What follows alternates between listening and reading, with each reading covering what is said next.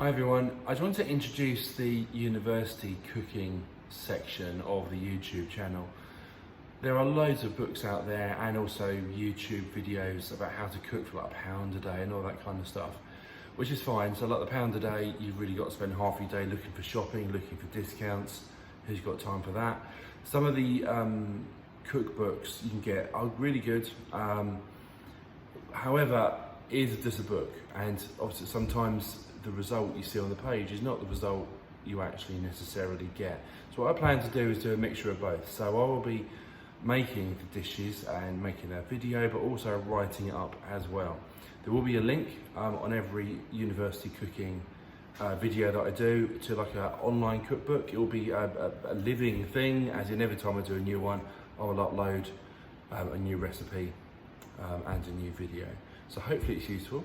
The first recipe I'll be doing will be a roasted veg risotto. Really simple, but I'll say more about that in a second or two. If you have any requests or anything you want to know how to do, send me an email, cookingwithmrdix@gmail.com, and I'll happily do it for you. See you all soon.